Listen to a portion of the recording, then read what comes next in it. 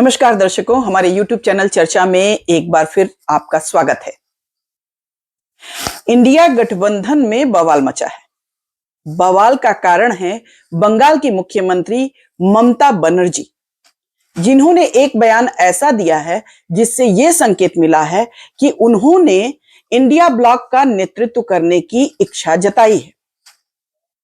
अब क्या होगा इसका असर? क्या कांग्रेस इसके लिए राजी होगी? क्या अन्य सहयोगी दल राजी होंगे? अखिलेश यादव राजी होंगे? उद्धव ठाकरे राजी होंगे? क्या ऐसा संभव है? क्या ममता बनर्जी इंडिया ब्लॉक की कमान संभाल सकती हैं? क्या कांग्रेस ऐसा चाहेगी या बीजेपी ऐसा चाहेगी?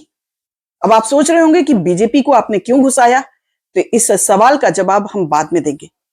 लेकिन बीजेपी भी ऐसा चाहेगी कि नहीं चाहेगी, ये एक मुद्दा जरूर है। पहले हम ये जानते हैं कि ये बयान क्या है और इसके जो पृष्ठभूमि है उसके बारे में विस्तृत जानकारी देंगे। हमारे साथ मौजूद हैं वरिष्ठ पत्रकार खालिद रशीद जी। खालिद जी, स्वागत है आपका। बहुत धन्यवाद आपका। सबसे पहले तो ये जो बयान आया है, इसकी पृष्ठभूमि के साथ इस बयान के बारे में डिटेल दर्शकों को बताइए, तो आगे चर्चा हम लोग जारी रखें। देखिए, ये पूरा जो डिस्कशन है वो इस ममता बनर्जी के, पश्चिम बंगाल की सीएम ममता बनर्जी के इस बयान के बाद कि अगर इंडिया ब्लॉक अच्छा परफॉर्म नहीं कर पा रहा है तो मैं उसमें क्या कर सकती हूँ, है ना। और न्यूज चैनल को अपना वो इंटरव्यू दे रही थी, उसमें उन्होंने कहा कि अगर उन्हें अवसर दिया जाए तो वो बंगाल से ही गठबंधन को लीड कर सकती हैं, उसकी जिम्मेवारी ले सकती हैं। इसी के बाद अगर मगर की, लेकिन इसके पहले जो पृष्ठभूमि इसकी तैयार हुई थी, आपको याद होगा कि कल्याण बनर्जी जो टीएमसी के सांसद हैं, उन्होंने कहा था जब महाराष्ट्र का रिजल्ट आया, उसके बाद उन्होंने कहा था कि देखिए, इंडिया ब्लॉक की जो जिम्मेदारी है, जो लीडरशिप है, वो ममता दीदी को दे देना चाहिए। तो ये तब कल्याण बनर्जी ने बोला था, ममता बनर्जी की मुख बृंद से ये बात नहीं आई थी, लेकिन अब वो स्वयं ये बात बोल रही हैं। तो इस बयान को समझने की जरूरत है। आपने अपने इंट्रो में बड़ी अच्छी बात कही कि क्या कांग्रेस इसे स्वीकार करेगी? क्या शिवसेना स्वीकार करेगी? क्या इंडिया ब्लॉक की जो दूसरी पार्टियां वो स्वीकार करेंगी? देखिए, बाकी को आप छोड़िए, कांग्रेस का तो सीधा सीधा जवाब इस पे यही है कि ना, बिल्कुल, none other than Rahul Gandhi, बिल्कुल। और गांधी फैमिली। थोड़ा सा एडजस्टमेंट हो सकता है कि गांधी फैमिली के हाथ में ही कांग्रेस की लीडरशिप रहेगी, लेकिन एक जो दूसरा एंगल आपने जोड़ा है उसका जवाब आप स्वयं देंगे कि क्या बीजेपी चाहेगी। बिल्कुल। तो उसकी चर्चा हम लोग बाद में कर लेंगे। आप उस पे अपना जो आकलन है वो आप बताएंगे। मुझे लगता है कि ये, अगर मैं अपने व्यक्तिगत विचारों को रखूं तो मुझे लगता है कि कहीं ममता बनर्जी का एग्जिट प्लान तो नहीं है, इंडिया ब्लॉक से बाहर जाने की बात तो नहीं है। बिल्कुल बिल्कुल, क्योंकि कांग्रेस लीडरशिप जो है वो इसको कतई स्वीकार नहीं कर सकती है। आप देखें कि संसद के सत्र के दौरान, अब जो मौजूदा सत्र चल रहा है, उसमें कई परिस्थितियां ऐसी आई। टीएमसी चाहती है कि बहस हो, बिल्कुल, ऐसे बहुत डिसिप्लिन पार्टी नहीं है, बहस पे बहुत विश्वास नहीं करती है। आप बंगाल के विधानसभा का दृश्य देखें या बंगाल में जिस तरह के जो अपोजिशन को जितना स्पेस वो देते हैं, ये सबके सामने है, बिल्कुल, है ना। तो इतनी अनुशासित पार्टी भी नहीं है जितनी अनुशासन की वो बात कर रही है कि हम डिबेट चाहते हैं, हम डिस्कशन चाहते हैं, इश्यूज उठाना चाहते हैं। लेकिन कांग्रेस जो है एक ही मुद्दे पे अटकी हुई है, अडानी के मुद्दे पे। नहीं, इस पे हम थोड़ा सा एक सेकंड के लिए आपको हम पॉज कर रहे हैं। इसकी पृष्ठभूमि थोड़ा समझना जरूरी है। ममता बनर्जी वामपंथी सरकार के अगेंस्ट आई थी और ऐसा माना जाता था कि कहीं ना कहीं, आप याद होगा आपको, फैक्ट्री जो लगाने का मुद्दा था, नैनो की फैक्ट्री शायद लग रही थी, जो मुद्दा था जिसके विरोध में उन्होंने, माने जो सरकार नहीं चाह रही थी और उसका विरोध करके नंदीग्राम वाला, तो उसी के सपोर्ट में वो आई थी। ऐसा माना जा रहा था कि वो इंडस्ट्रियलाइजेशन की सपोर्टर हैं और वो चाहती हैं कि बंगाल का विकास इस तरह से हो। तो शायद कहीं ना कहीं अडानी के मुद्दे से वो किनारे अपने आप को इसलिए भी करना चाहती थी कि वो कहीं ना कहीं उसी पृष्ठभूमि से है ये और वो आपका चाहती आपका है। मेरा नजरिया हो पर्सनल सकता पर्सनल है, है ये। लेकिन मैं तो सीधे तौर पर, क्या कांग्रेस इंडस्ट्रियलाइजेशन नहीं चाहती हाँ, है? बिल्कुल बिल्कुल कांग्रेस इतने समय तक रही तो ऐसा थोड़ी है कि उद्योग उनके समय बिल्कुल में सब बिल्कुल। बंद हो गए हो, या सिर्फ भाजपा के समय में ही औद्योगिक विकास हो रहा हो, औद्योगिक घरानों को सोलेस मिल रहा हो, नहीं नहीं, ऐसा नहीं है। उसका मतलब ये है ना कि जैसे इन्वेस्टमेंट्स जो होते हैं, जो बड़े दल होते हैं ना, वो हैंडल कर, अभी कांग्रेस विपक्ष में है एक राष्ट्रीय पार्टी के रूप में, लेकिन वो सत्ता पक्ष में है। दोनों के फर्क को समझिए। मैं इस थ्योरी को आपके चलिए खैर, अगले अगले उस पे मैं हम इस लोग थ्योरी को चलते आपको हैं। बाई नहीं कर रहा हूँ कि वहां पे जो सरकार है ना, ये आपने रवैया है वो इस वजह से है। सरकार वहां है। पे मुझे लगता है कि ज्यादा ये कोशिश है ममता बनर्जी की और उनकी पार्टी की कि वो अपने को लार्जर साइज में दिखाएं, मे बी, अपने को बड़े साइज में दिखाएं। उन्हें भी पता है कि इंडिया ब्लॉक में जो सबसे बड़ी पार्टी है, जो नेशन वाइड पार्टी है, अभी भी कांग्रेस कमजोर अवश्य हुई है, लेकिन उसके संगठन पूरे देश में है ना, ये तो आप मानेंगे कम से कम पूरे देश में है। और जो लोकसभा के चुनाव हुए हैं उसके बाद कांग्रेस की स्थिति पिछले चुनाव की तुलना में मजबूत हुई है, बिल्कुल, है ना। तो उनकी उपस्थिति बड़ी है, उनके पास ज्यादा सांसद हैं, उनके पास बड़ा संगठन है, उनके पास जो है इतिहास भी है। तृणमूल कांग्रेस, मुझे नहीं लगता है कि पश्चिम बंगाल के बाहर अभी तक उन्होंने अपनी प्रेजेंस बनाई भी है। नहीं, बिल्कुल। झारखंड के कुछ इलाके में इलेक्शन लड़ते रहे हैं, लेकिन वहां भी उनकी उपस्थिति नहीं रही है। जहां तक विधानसभा की बात, देखिए कांग्रेस की यही मजबूत कड़ी है। कांग्रेस तो बिल्कुल नहीं चाहेगी बिल्कुल कि इंडिया ब्लॉक जो है उसकी लीडरशिप उनके पास जाए। अब उनके सहयोगियों की अगर हम लोग बात करें तो जो स्टेटमेंट आ रहे हैं, उद्धव ठाकरे जो ग्रुप है, शिवसेना का उद्धव ठाकरे ग्रुप, उनकी तरफ से क्या स्टेटमेंट आ रहा है? संजय राउत कह रहे हैं, संजय राउत के जो बयान है वो ये कह रहे हैं कि वो कांग्रेस के लाइन पे खड़े हुए हैं, यानी कांग्रेस से वो दूर नहीं जा रहे हैं, राहुल गांधी को वो एक्सेप्ट कर रहे हैं, सपोर्ट कर रहे हैं। लेकिन जहां तक समाजवादी पार्टी की बात है, अबू आजमी कह रहे हैं कि इंडिया ब्लॉक से बाहर चला जाना चाहिए। किसे चला जाना चाहिए? सपा को चला जाना चाहिए। तो अबू आजमी कह रहे हैं, तो इंडिपेंडेंट वॉइस तो है नहीं, कहीं ना कहीं आला कमान से तो कुछ ना कुछ सिग्नल मिलता होगा इस तरह के बयान देने के लिए। तो विरोधाभास की स्थिति दिख रही है ना? बिल्कुल। और ऐसे में मुझे लगता है कि कांग्रेस अगर स्वीकार नहीं करेगी लीडरशिप को, किसके? ममता के तो ममता बनर्जी ऑब्वियसली बाहर जाने का, और ये वो कर चुकी हैं। लोकसभा में हम लोगों ने देखा कि इंडिया ब्लॉक में रहते हुए वो इंडिया ब्लॉक के साथ नहीं थी, है ना। लोकसभा चुनाव के दौरान हम लोगों ने ये साफ तौर पे देखा, तो वो विरोध साफ तौर पे दिख रहा था, पहले से भी दिख रहा था।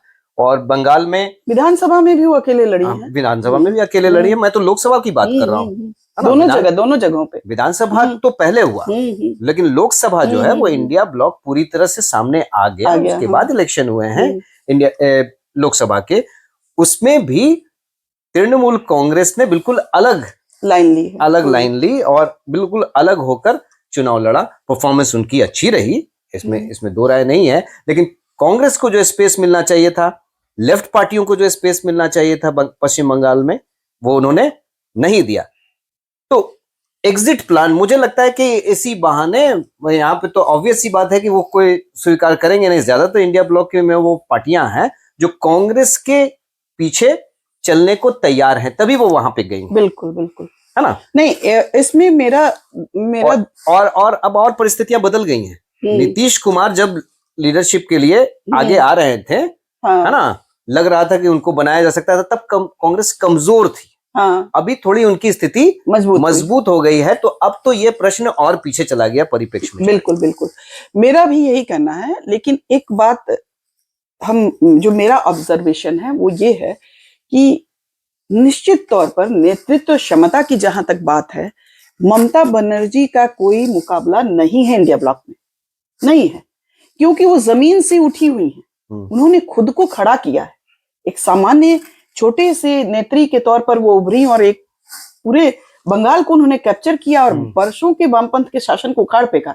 तो दमखम और जो रणनीति है या एक नेतृत्व क्षमता इंडिया ब्लॉक में सबसे ज्यादा उनके पास है। बाकी जितने भी लोग हैं, चाहे अखिलेश यादव हो, चाहे तेजस्वी यादव हो, चाहे उद्धव ठाकरे हो, चाहे राहुल गांधी हो, ये सभी लोग नेता पुत्र की हैसियत से हैं। वो लोग उन लोगों के पांव जो है सोने के पालने में रहे हैं, वो जमीनी नेता नहीं है।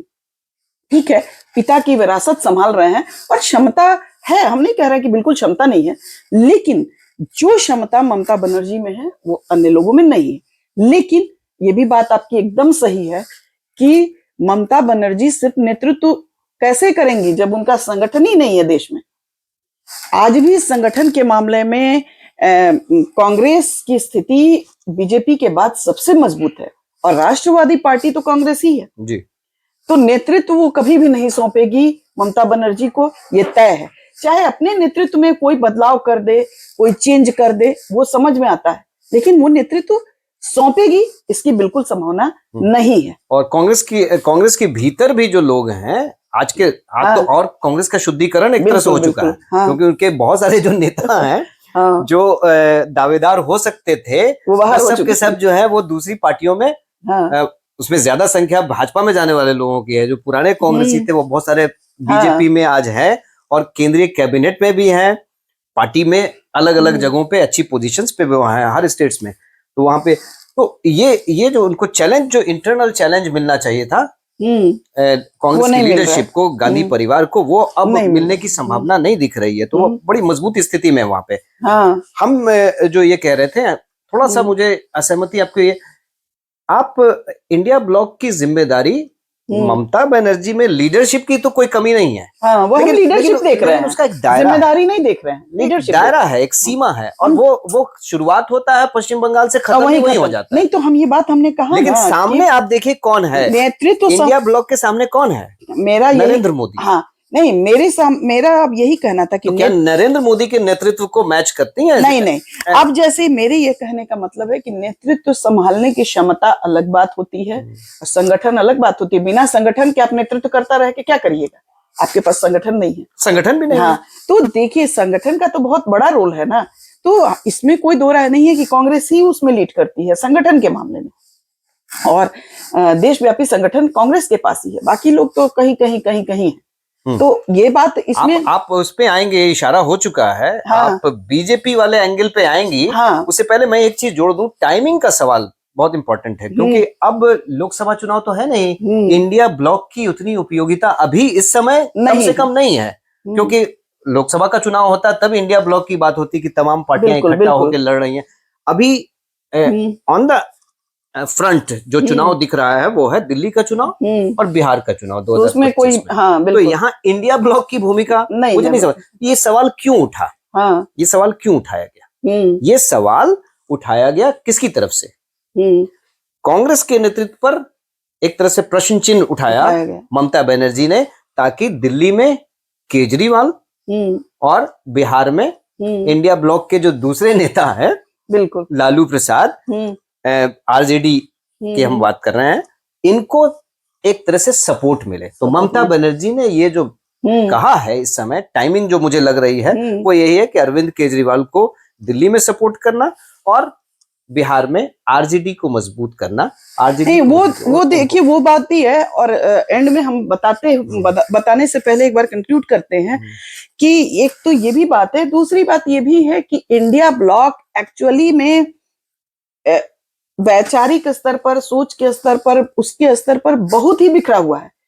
ये लोग सिर्फ बीजेपी विरोध के नाम पर एकजुट होते हैं, ना कि इनका कोई अपना ये है, उनको बीजेपी को हराना इसलिए एकजुट है। आपस में मतभेद बहुत है, कोई मैच नहीं है, तो बहुत सारी धाराएं, धाराएं बहुत सारी, और धाराओं में क्या होता है कि बीजेपी क्या है कि इतनी मजबूत है कि बाकी जो पार्टियां आती हैं वो एकदम नीचे रहती हैं। इसमें ये नहीं है, सभी मजबूत है, तो इस तरह के अंतर विरोध और विरोधाभास सामने आते हैं। अब समय अब एंड हम करते हैं, लेकिन वो बता दीजिए आप। हाँ बस एंड हम करते हैं इसी पे महत्वपूर्ण सवाल की, क्या बीजेपी चाहेगी कि ममता नेतृत्व स्वीकार करें इंडिया ब्लॉक का, या ममता को इंडिया ब्लॉक का नेतृत्व दिया जाए और सभी लोग सहमत हो जाए? सभी लोग सहमत हो जाए। तो मेरा जवाब यही है कि बीजेपी भी नहीं चाहेगी, क्योंकि बीजेपी और कांग्रेस कहीं ना कहीं एक दूसरे पर आत्मनिर्भर है, मेरा ऐसा मानना है। बीजेपी को चूंकि राहुल गांधी थोड़े से कमजोर नेतृत्व में पड़ते हैं, ये बीजेपी को फायदा देता है, तो वो कभी नहीं चाहेगी कि कोई ऐसा कद्दावर नेता आ जाए जो कभी भविष्य में उसके लिए खतरा बन जाए, शिफ्ट नहीं हो।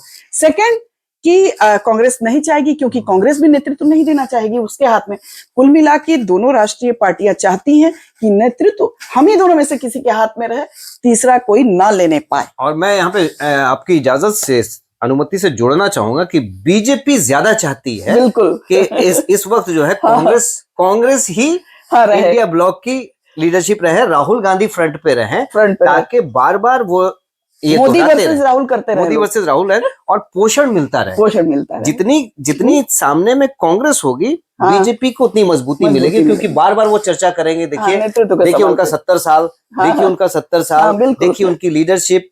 बिल्कुल आप देखिए किसको आप चुनना चाहते हैं। बिल्कुल। तो ये जो परिस्थितियां बन रही हैं उसमें बीजेपी का ज्यादा स्ट्रॉन्ग एंगल है जिसको आपने उठाया। तो दर्शकों, हम अपनी चर्चा को यहीं विराम देते हैं। हमारा ये कार्यक्रम कैसा लगा जरूर बताइए। हमारे चैनल को लाइक करें, सब्सक्राइब करें और शेयर करें। नमस्कार।